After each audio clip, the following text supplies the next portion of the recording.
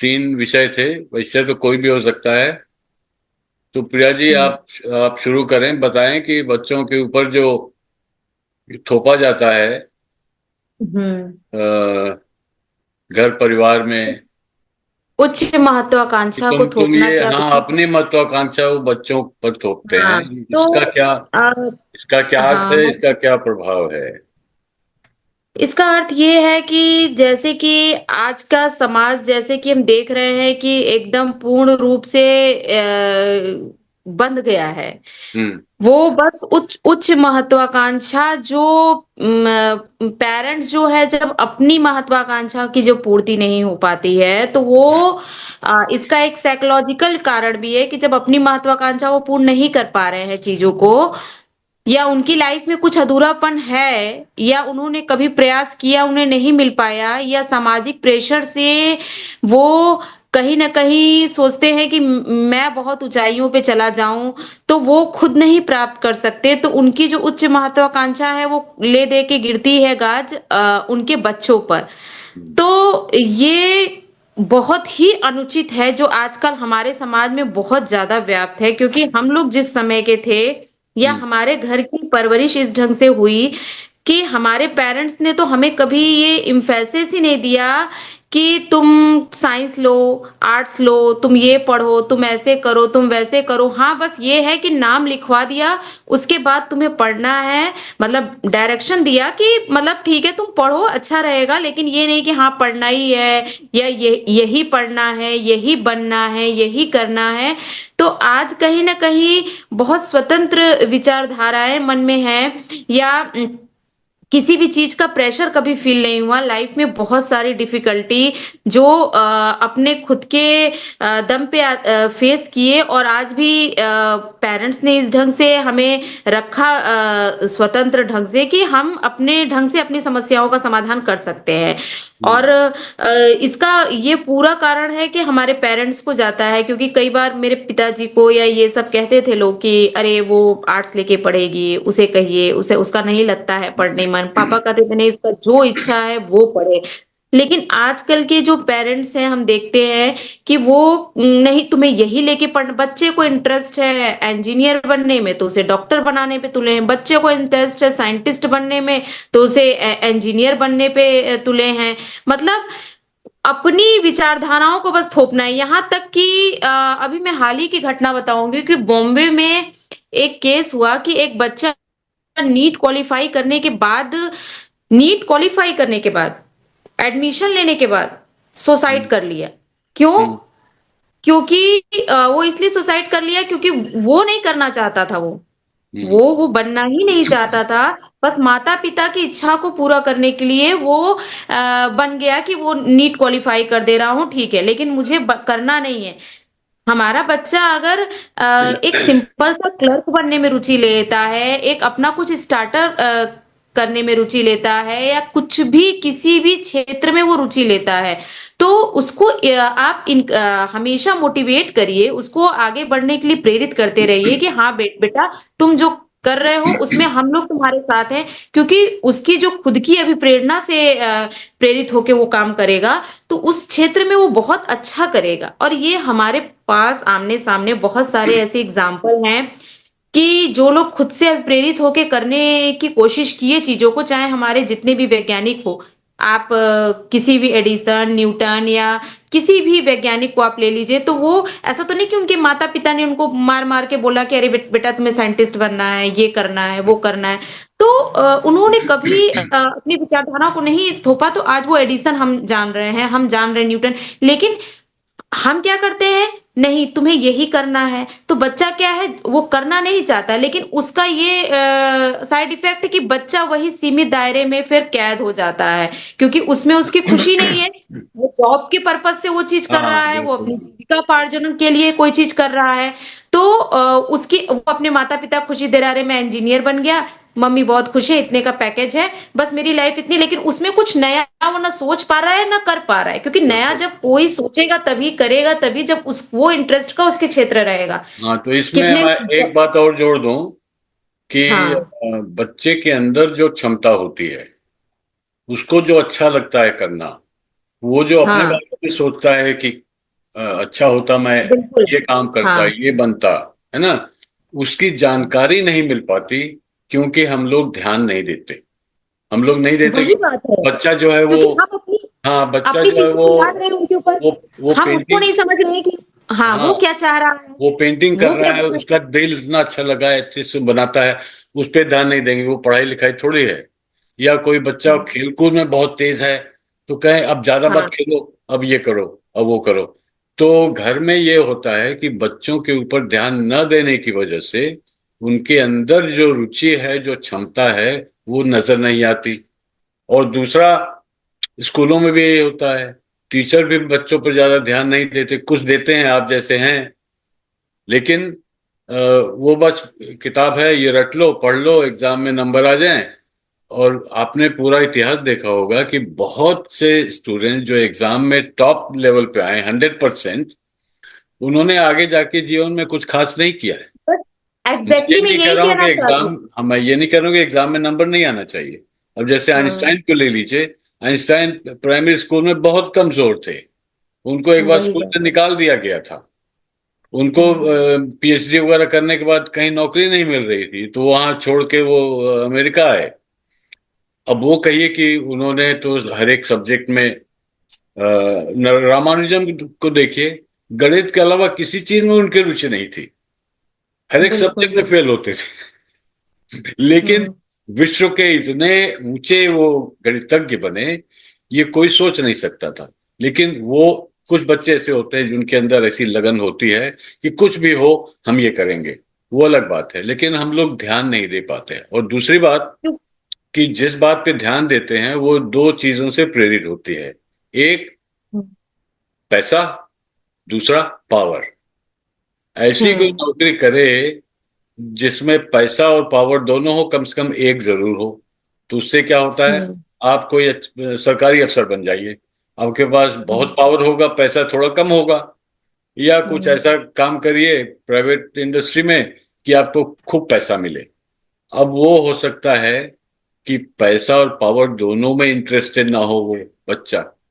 वो बच्चा कुछ नया करने में, आर्किटेक्ट बनना चाहता है, और marine life, my grand daughter पहले वो आर्किटेक्ट बनना चाहती थी, जब 6-7 साल की थी। हमने कहा ठीक है, हमने उसको आर्किटेक्चर की बुक ला के दे दी। उसके बाद कहता, मुझे मरीन लाइफ, समुद्र में जो जीव होते हैं, उस वो अच्छा लगता है, हम जाते हैं तो छूते हैं उनको, और ये सब हमको बड़ा अच्छा लगता है। हमने कहा ठीक है, तुम मरीन लाइफ करो। तो ये पहचान होनी चाहिए कि बच्चे के अंदर रुचि क्या है, उसको दबाना नहीं चाहिए कभी। सर एक छोटी सी चीज ऐड करना चाहूंगी इफ यू डोंट जरूर। माइंड। हाँ हाँ, प्लीज। पेरेंट्स की अपनी एक इनसिक्योरिटी होती है, उन्हें पता हम्म। होता है कि कुछ साल बाद में बच्चे किस दुनिया में जाने वाले हैं। हम्म। उन्हें कहीं एक डर ये भी होता है कि क्या हुआ अगर हमने इनको अलाउ किया अपने रास्ते पर चलने के लिए, they are not able to earn enough for हाँ देयर लाइवलीहुड। अगर हम बच्चे की रुचि को आइडेंटिफाई करके पेरेंट्स को एक एश्योरेंस दे पाते हैं कि this could be the trajectory of his career और हर करियर, वो एश्योरेंस भी पेरेंट्स को हेल्प करेगा बच्चे को सपोर्ट करने के लिए। हाँ, बिल्कुल। प्रॉब्लम ये है हम आइडेंटिफाई कर लेंगे, हम पीटीएम में पेरेंट्स को बता देंगे, लेकिन उसके आगे क्या?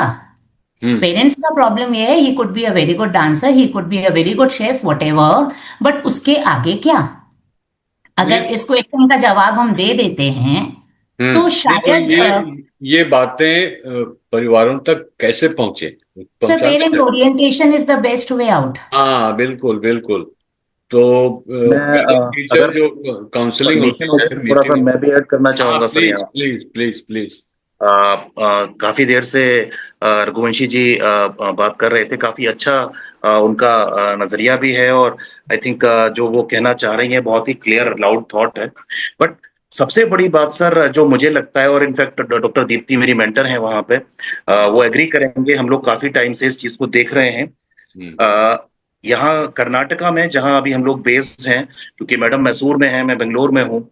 हाँ, हम लोगों ने यहाँ एक प्रोग्राम शुरू किया है कि स्टूडेंट को काउंसिल करने से पहले पेरेंट्स को काउंसिल किया जाता है। बिल्कुल सही बात, वाह, बिल्कुल सही वेरी बात। गुड, बहुत अच्छा, उसके बहुत पीछे अच्छा। के दो रीजंस हैं सर। मैं आपको रीजन भी बताऊंगा। जैसा मैम आप रघुवंशी मैम आप कुछ जो बोल रहे थे, आप बिल्कुल सही बात बता रहे हैं कि ये चीजें, लेकिन सबसे बड़ा जो फैक्टर है, देखिए हिंदुस्तान आज के डेट में मिडिल क्लास लोगों का है। हम हम्म। हायर, बिल्कुल देखिए बिल्कुल आई एग्री। आप अगर ये देखें, जो एक एवरेज बच्चा पढ़ रहा है गवर्नमेंट स्कूल या एवरेज प्राइवेट स्कूल में, वो मिडिल क्लास बच्चों के, या little bit lower towards middle class, not higher, क्योंकि एलीट बच्चों को ये टेंशन ही नहीं है, उनको तो अपनी सब करियर सेट है। हाँ। टेंशन है मिडिल क्लास के लोगों को। और एक मिडिल क्लास का, सर मान लीजिए मेरा बच्चा मेरा बच्चा 12th लेवल पर है, तो एज अ पेरेंट मुझे क्या दिखता है आज इंडिया में, कि उसके लिए सबसे अच्छा करियर क्या है, या तो वो डॉक्टर बन जाए या तो इंजीनियर बन जाए। मैं क्या सोचता हूं as a father, as example दे रहा हूं, कि मेरा बच्चा डॉक्टर बन गया, मुझे नहीं पता उसको नाच गाना कितना आता है, मुझे नहीं पता वो क्रिकेट कितना अच्छा खेलता है, बट मुझे क्या दिख रहा है एज अ फादर, क्योंकि वो मेरा बेटा है, कि अगर डॉक्टर बन गया तो उसका करियर सेट है, फाइनेंशियली वो इंडिपेंडेंट हो जाएगा। एज अ पेरेंट मेरा सबसे पहला थॉट ये आएगा। बात वही है कि आज भी हम कितना भी कोशिश करें सर, लेकिन क्या सच में हम एक बच्चे को डांस में, सिंगिंग में, या उसके आर्ट्स में, क्या इंडिया में हम सही करियर दे पाएंगे? मेरा सवाल है ये। मतलब इसका जवाब जाहिर है, हम उस चीज को ही खोजने की कोशिश कर रहे हैं, नहीं बट उसका एज अ पेरेंट क्या होता है कि हम फाइनेंशियल स्टेबिलिटी देखना चाहते हैं अपने बच्चों के अंदर। उसका एक जवाब मैं कोशिश करता हूँ जरूर कि सर, जरूर। Financial stability is does not have a precise definition. No, no, no, I do ये एग्री भी with that, financial definitely. Stability है, ये भी है जी ना। बिल्कुल। तो मैं ये मानता हूं कि अगर बच्चे के अंदर क्षमता है, गुण है, जी लगन है, तो जो करेगा कुछ ना कुछ उपयोगी काम ही करेगा, बिल्कुल, है ना। बिल्कुल, बिल्कुल एग्री। उसको उपयोगी काम करेगा तो उसका उसको फायदा मिलेगा। वो भी नहीं फायदा मिलेगा। अब ये सोचना कि हम सिर्फ वो करेंगे जिसमें हमको ज्यादा फायदा मिले, तो उससे जो है बच्चों के अंदर जिस वो गुण या जो अपनी किस्मत लेके आता है वो नहीं कर जी पाता। जी, चलिए, बहुत यहीं अच्छा पर था। पेरेंट्स की काउंसलिंग की जरूरत हाँ है। हाँ हाँ, very good, very thank you for your sir हम लोग वैल्यूएबल अपने स्कूल कंट्रीब्यूशन। में एक कोशिश करते हैं एज अ प्रिंसिपल, यूजुअली जिन स्कूल्स में मैंने काम किया है वहाँ हम ये कोशिश करते हैं कि पेरेंट्स के साथ कुछ सेशन करने के अलावा हम कुछ professional resource person session with the parents. So हाँ सपोज आपने आइडेंटिफाई भी कर लिया कि this could be the trait of your child, अगर हम एक प्रोफेशनल मेंटर के साथ में पेरेंट्स का इंटरेक्शन करवाते हैं, they can speak it out कि उनके अपने क्या डाउट्स हैं, क्या पॉसिबल वेज हैं उस बच्चे को आगे लेके जाने के। तो पेरेंट्स का स्कूल पर भी कॉन्फिडेंस बढ़ता है, एजुकेशन हाँ, बिल्कुल सिस्टम पर भी बिल्कुल। कॉन्फिडेंस नहीं बढ़ता है। और न्यू वो न्यू एजुकेशन कॉन्फिडेंस, पॉलिसी में भी हाँ, इसका जिक्र है। कॉन्फिडेंस के लिए वो बहुत इंपॉर्टेंट है। लेकिन एक बात मैं एग्जैक्टली। अपना अनुभव बताऊं, जब मैं हाई स्कूल इंटर में था तो इस तरह का साइकोलॉजिकल इवैल्यूएशन होता था हमारे स्कूल में। गवर्नमेंट जी स्कूल था, आजकल शायद नहीं होता है, कम होता है। तो हमारे इवैल्यूएशन में मुझको बताया गया कि मैं आगे चल के पायलट बनूंगा। ठीक है। तो मैंने जब सुना, मैंने कहा हाँ ठीक है, हम तो हवाई जहाज चलाएंगे, मजा आएगा। हम्म, वो धीरे धीरे स्थिति के अनुसार वो बदल गया। मैं वर्ल्ड बैंक में सीनियर इकोनॉमिस्ट बन गया, जिसका पायलट से कोई संबंध नहीं है। हो सकता है वो अच्छा हो, क्योंकि असल में लोग या हम जैसे लोग अपना भविष्य पहले से नहीं जानते। अच्छा, वर्ल्ड बैंक में मैंने काम किया, मुझे सारी दुनिया देखने का मौका मिला। हो सकता है ये ख्याल मेरे बचपन में रहा हो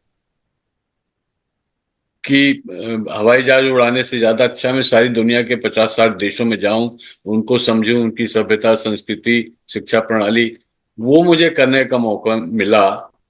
उसी वजह से मैं आज आप लोगों के सामने हूं, कुछ प्रयास कर रहा हूं कि शिक्षा प्रणाली में सुधार हो, जो भारत में बहुत ही आवश्यक है। और दूसरा टॉपिक क्या था? सर इस टॉपिक में थोड़ा इरा मैम जुड़ी हैं तो मैं सोचती हूँ कि 2 मिनट वो भी अपना विचार रखें, क्योंकि एज अ उनके 3 बच्चे हैं तो एज अ गार्जियन वो क्या सोचती हैं वो बहुत अच्छे से बता सकती हैं। इरा मैम आप भी थोड़ा कुछ बताइए। ईरा जी आइए, प्रत्यक्ष होइए। इरा मैम। हम्म। हाँ सर, अभी तक मैंने सबकी बातें सुनी। जहाँ तक मेरी सोच है, मैं तो मेरे बच्चे जिसमें उनका इंटरेस्ट है मैं चाहूंगी कि वो उसी में प्रोग्रेस करें और अपने तरफ से कोई बर्डन नहीं है कि हाँ बेटा तुम्हें डॉक्टर बनना है, तुम्हें इंजीनियर बनना है। और ज्यादातर तो हमारे इंडिया में डॉक्टर इंजीनियर यही है या एमबीए वगैरह में, वो भी अच्छे इंस्टीट्यूट में निकालने में काफी कैट वगैरह है, तो बहुत कंपटीशन है। बच्चों को प्रज्ञार्थी कैसे बनाए, दूसरा प्रश्न है हमारा। तो मैं हाँ हाँ हाँ, बहुत महत्वपूर्ण प्रश्न है। तो अभी फिलहाल वो इंजीनियरिंग की तैयारी कर प्रज्ञार्थी, रही है। पहले प्रज्ञार्थी को परिभाषित कर लें थोड़ा कि जी जी विद्यार्थी और प्रज्ञार्थी में क्या अंतर है। जी जी जी जहां तक मैं समझ पाया हूँ, विद्या जो है आपकी सभी सूचनाओं का संगठन है। विद्या जो आपको स्कूल से मिलती है उसको विद्यालय भी कहा जाता है। प्रज्ञा जो है, जब आप सारी विद्याओं को जानकर उसको अपने अंदर उतारते हैं, संगठित करते हैं, उसका निष्कर्ष निकालते हैं, वो आपकी बुद्धि है। जी तो वो बड़ा बुद्धि रिजल्ट। अर्थात इस प्रश्न का ध्येय ये है कि विद्या के साथ साथ बुद्धि का विकास स्कूल के माध्यम से कैसे हो सकता है। तो उसमें मतलब सीमाएं बहुत सी हैं कि टीचर्स को समय नहीं मिलता, उनका सिर्फ पाठ्यक्रम पे ही ध्यान दिया जाता है और बच्चे टेंशन में रहते हैं, एग्जाम हो रहा है, डांट पड़ेगी, घर में मार पड़ेगी, क्या करेंगे। तो बच्चे जब स्ट्रेस टेंशन में होते हैं तो वो कुछ सीख नहीं पाते, अधिक से अधिक बिल्कुल बिल्कुल वो आई समय लगा के एग्री। उसको रट लेंगे। तो जी जी बिल्कुल ये बिल्कुल। रट्टा पद्धति जो है हम्म। वो मेरे समझ से, आप लोगों की समझ से भी शायद ऐसा ही नहीं सर, होता है। आपने बिल्कुल सही वो बोला, बिल्कुल उस सही बोला।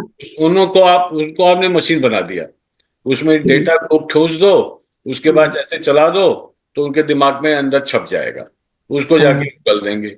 अच्छा, वो विषय नहीं समझे, उस विषय का महत्व नहीं समझे, उसमें कोई रुचि है या नहीं है, वो न खुद जी, जानते हैं न कोई और जानता है। जब तक तो वो स्वयं से कोई चीज नहीं करेंगे सर तो वो कुछ भी नहीं कर पाएंगे। हमारे हाँ बेसिक के बिल्कुल। बच्चे जब तक वो अगर वो कुछ कर रहे हैं तो हमें ज्यादा से ज्यादा उन्हें खुद करने देना है, उन पे हम्म, लादना नहीं है कि हाँ बेटा तुम्हें ये करना है। हाँ खुद हाँ, हम लोग करवाते हैं और बच्चे बहुत मन से करते हैं सर। अगर हम्म, टीचर ने प्रेशर डाला कि तुम्हें ये करना है तो बल्कि उसमें गलती कर हम्म, देंगे, लेकिन हम्म, उनको फ्री छोड़ दिया जाए, फ्री माहौल में, और तब जाके उनको ऑब्जर्व किया जाए तो ज्यादा अच्छा रिजल्ट आता है। हाँ अभी बिल्कुल। तक जी, छोटे बच्चों के साथ तो हम लोगों ने यही देखा है। तो जी ये मैडम फ्री एक बात बोलना चाहेंगे, ये फ्री क्यों नहीं छोड़ा जा रहा है बच्चों को, ये कहाँ से समस्या आ रही है?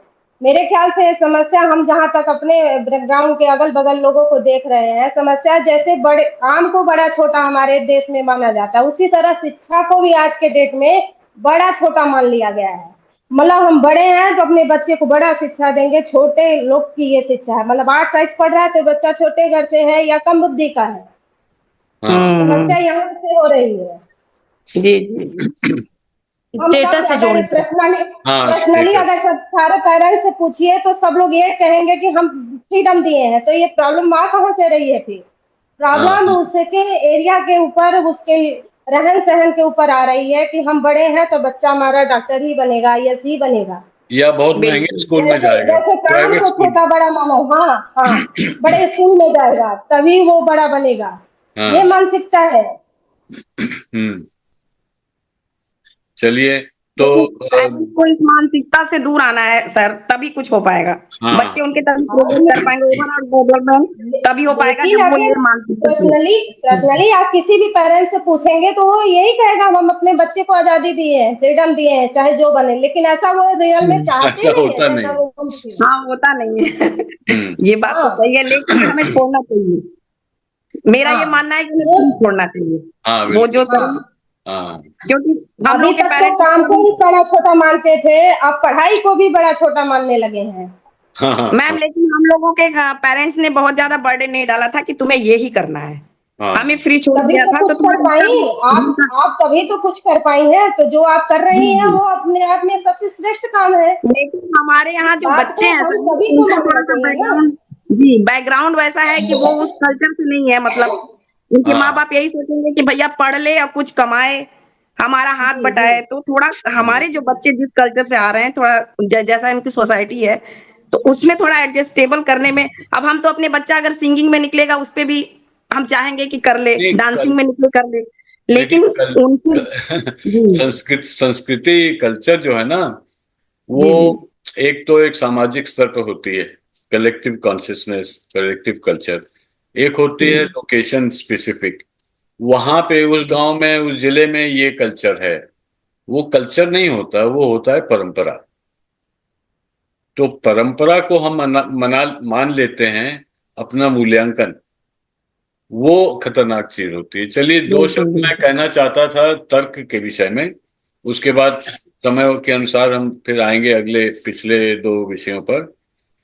तो तर्क के विषय में मैंने वर्षों से उस पर थोड़ा बहुत विचार करने का मौका मिलता रहा है। तो तर्क की शुरुआत कहाँ हुई थी? एक तरह से मान लें तो हमारे प्राचीन काल में ऋषियों द्वारा जो शास्त्रार्थ होते थे, उसको हम कह सकते हैं, हालांकि वो सही शब्द नहीं है, वो तर्क नहीं करते थे, वो शास्त्र का अर्थ समझने का प्रयास करते थे। खासतौर से अगर दो विद्वानों में शास्त्रार्थ हो रहा है तो उसके नियम होते थे कि आप सिर्फ अपोजिशन की तरह नहीं कि आप जो भी करेंगे हम उसका विरोध करेंगे, ऐसा नहीं होता था। हम आप जो कहना चाहते हैं उसका पहले अध्ययन करेंगे।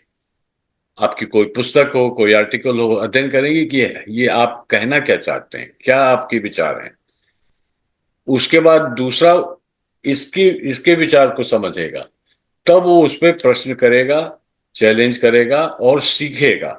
ये नहीं कि हम ढीठ हैं, हम अपने को सही मानते हैं, आप गलत हैं, हर चीज को गलत साबित करने की कोशिश। वो एक बहुत ही विनम्र, बहुत ही बौद्धिक वार्ता हुआ करती थी। वो कह सकते हैं कि चलो वहां से तर्क की शुरुआत हुई, हालांकि मैं उसे नहीं मानता। लेकिन तर्क की शुरुआत होती हुई है पाश्चात्य देशों में। ग्रीस उसको कहते हैं, ग्रीस के पश्चिम को पूरा पाश्चात्य देशों का समूह कहते हैं। तो सुकरात और अरस्तु, सुकरात और अरस्तु ने एक साइकोलॉजिकल और इंटेलेक्चुअल एक्टिविटी के बारे में बताया। उसको कहा जाता है आज के जमाने में क्रिटिकल थिंकिंग। क्रिटिकल थिंकिंग का अर्थ ये नहीं कि हर एक चीज को क्रिटिसाइज करना। क्रिटिकल थिंकिंग हर एक चीज को अच्छी तरह समझना, उस पर प्रश्न पूछना, उसके विपरीत या उसके विकल्प में भी कुछ सोचना कि अगर ये नहीं, अगर ये गलत हुआ तो हम क्या करेंगे, अगर ये सही हुआ तो उसको और ज्यादा सही कैसे बना सकते हैं।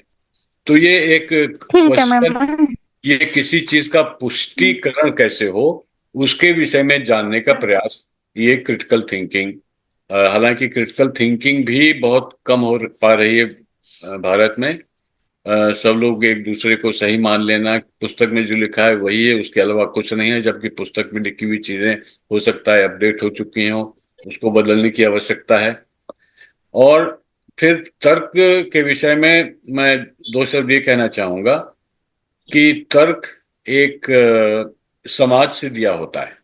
समाज में आपके आसपास जो लोग जिस बात को मानते हैं उसको आप भी मानते हैं, क्योंकि अगर आप नहीं मानेंगे तो लोग आपको नीचा दिखाएंगे।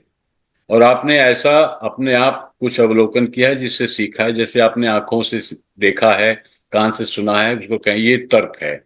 उसके विपरीत कुछ हम नहीं सोच सकते। तो ये सब जो एक सीमित ज्ञान होता है और उसका परिणाम कभी कभी खतरनाक हो सकता है। जैसे अगर हम साक्षात देखते हैं, जैसे टॉलेमी या कोई और एस्ट्रोनॉमर थे, तो उन्होंने कहा कि धरती जो है वो सूरज जो है धरती का चक्कर लगाता है, कि वो साफ साफ देख रहे हैं, सूरज पूरब से निकला पश्चिम गया, मतलब धरती का चक्कर लगा रहा है। तो ये बात लगभग 1200 साल पहले तक सब लोग मानते थे पाश्चात्य देशों में, कि सूरज धरती का चक्कर लगाता है, धरती सपाट है। कुछ लोग आज भी मानते हैं धरती हमें तो सपाट दिख रही है, मतलब गोल नहीं दिख रही। तो अपने इंद्रियों के माध्यम से हो जो हम जानते हैं वो भी एक तर्क का हिस्सा बन जाता है। इसलिए मैं ये सबसे कहता रहा हूं कि इंद्रियों पर पूरा विश्वास नहीं करना चाहिए, क्योंकि इंद्रियां आपको बहुत कम दिखाती हैं। आपको अपनी सोच, विवेक का इस्तेमाल करना चाहिए। विवेक विचार जो है वो आता है रैशनैलिटी। रैशनैलिटी अर्थात जिसके आधार पर हम कोई निर्णय लेते हैं, चयन करते हैं, वो रैशनैलिटी है। रैशनैलिटी में तर्क का इस्तेमाल हो सकता है एक छोटे अंश में, उसके साथ साथ हमारी क्या प्रायोरिटी है, हमारी प्राथमिकता क्या है, हमारे पास ऑप्शंस क्या क्या हैं, हमारे अंदर चाहत क्या है, हम क्या करना चाहते हैं, किस तरह का मार्ग चुनना चाहते हैं, हमारा अनुभव कैसा रहा है। तो विवेक विचार जो है एक किसी प्रश्न पर किसी दिशा में जाने का निर्णय जो लिया जाता है उसको रैशनैलिटी, विवेक विचार कहते हैं कि ये ठीक है, ये ठीक नहीं है। तो अब जैसे तर्क, अगर सब लोग तर्क मान के ही चलें तो दुनिया में कुछ नया नहीं होगा। विज्ञान में, टेक्नोलॉजी में, किसी फील्ड में नया हो ही नहीं सकता, क्योंकि अगर हम धरती के इर्द गिर्द सूरज घूमता है ये मान के चलें, क्योंकि वही हम देखते हैं कि ये गलत है, ये भी गलत साबित हो चुका है सैकड़ों बार। और फिर कहते हैं कि वो न्यूटन ने जो कहा कि सेब के पेड़ के नीचे वो गए, सेब गिर गया, इसका मतलब धरती ने उसको खींच लिया, उसको बोल दिया ग्रेविटी, गुरुत्वाकर्षण। आइंस्टाइन ने उसको गलत साबित किया इस वजह से कि वो तर्क में नहीं जुड़े थे। वो तर्क के बाहर ही आविष्कार होते हैं। आविष्कार होने के बाद एक नया तर्क आपके सामने आता है। तो जो इसको कहा जाता है साइकोलॉजी में ग्रोथ माइंड, ऑर्गेनिक माइंड, मतलब आप कुछ नया सीखें, अपने पुराने विचार जो उससे सामंजस्य मेल नहीं खाते उसको छोड़ें। तो न सीखना, किसी चीज को भूल जाना भी जरूरी होता है, एक नए तर्क को, नए विवेक विचार को अपने अंदर लाने के लिए। तो इसी तरह के बहुत से एग्जाम्पल हैं कि पर्सनल डिसीजन में हमारे इमोशंस भी आ जाते हैं, हमारी भावुकता, हमें क्या अच्छा लगता है। उसका एक उदाहरण मैं आपको दूंगा जो मैंने पाया है कि बहुत, जिसके पास बहुत धनवान लोग हैं, वो सस्ती चीजें खरीदना ही नहीं चाहते। चाहे बगल की दुकान में हमने देखा है कि एक महंगी दुकान है, एक सस्ती दुकान है, दोनों में एक ही सामान, एक में 20 रुपए का है, एक में 2,000 रुपए का है। तो बहुत धनवान लोग कहते हैं हम तो 20 रुपए वाला कैसे लेंगे। अच्छा, वही सामान वो 2,000 रुपए में लेंगे, उनको खुशी मिलती है। तो एक तरह से उनका अपनी रैशनैलिटी, अपना तर्क हो जाता है कि हमें जो अच्छा लगे वो हम सोचते हैं, करते हैं। तो ये सब है। और तर्क का भी एक स्थान है, लेकिन परम स्थान नहीं है। तर्क का आप इस्तेमाल करें, लेकिन उसको अपनी लगन, अपनी योग्यता, अपने विचार, अपने निर्णय से जोड़ें। तो ये दो चार बातें मुझे तर्क और विवेक के विषय में कहनी थी। अब आप लोग क्या इसमें मैं बोलते एक बात रखना चाहती हूँ हैं? कि एक नहीं, दो रखिए।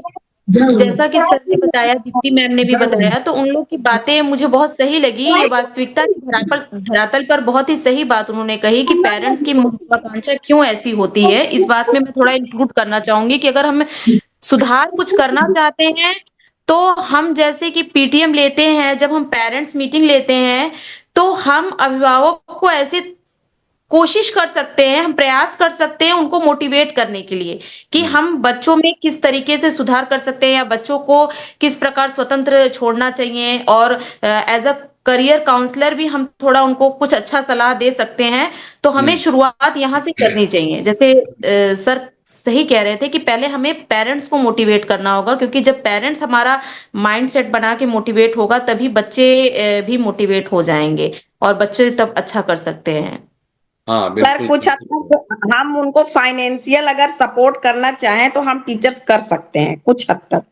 मतलब जहां तक हमारे बच्चे तो 6 to 8 12 तक अगर उनके जाना चाहते हैं, बहुत गरीब परिवारों के बच्चे हैं जिनको इंटरमीडिएट तक भी पढ़ाने में उनके पिता माता, कितने बच्चे तो 8 के बाद छोड़ दे रहे हैं। तो हमारी ये रिस्पॉन्सिबिलिटी बनती है कि हम उनके माता पिता को मोटिवेट करके अपना भी कुछ उनको सपोर्ट दे सकते हैं अभी इस लेवल पे, जिस लेवल पे This हम is काम कर रहे something हैं। like lack of awareness what parents are going through. Like sir said कि वो पायलट बनना चाहते थे, फाइनली वर्ल्ड बैंक में गए। ऑनेस्टली स्पीकिंग, कितने बच्चों को पता है कि हम वर्ल्ड बैंक जैसी नौकरियां कैसे ले सकते हैं, या कितने पेरेंट्स को पता है कि वो उस दिशा में कैसे जाएंगे। हाँ, तो मेरे बेटे ये सारे ने ऑप्शन जो है ना, उसकी जानकारी होनी चाहिए। एग्जैक्टली देनी चाहिए। जैसे मेरे बेटे ने कैसे काम सीपीएस क्लियर किया? किया तो मुझे पता चला कि आईबी का भी एक एग्जाम होता है जहां से आप इंटेलिजेंस ब्यूरो के लिए जा सकते हैं, जो हाँ मुझे आज तक नहीं पता था। तो एक लैक ऑफ बिल्कुल मैम, अवेयरनेस है। पहले एमबीबीएस में ही हम लोग को नेट वेट नहीं देना होता था। एमबीबीएस सीपीएमटी पीएमटी वगैरह होता था, लेकिन अब देखिए अब नीट हो गया है, या बहुत सारी चीजें बदल गई हैं जो हमें भी नहीं पता है। तो हम्म, हम अपडेट होके अपने बच्चों उनके गार्जियन को भी कर सकते हैं, और कुछ फाइनेंशियल अगर सपोर्ट करना है तो वो भी कर सकते हैं। हाँ बिल्कुल जी बिल्कुल। जी सर, प्रणाम सर। हाँ नमस्ते। सर, आज ये हम जानना चाह रहे थे एक बहुत बड़ी चीज, हम्म कि हमको भी दीपावली के बाद एक जगह जो है एक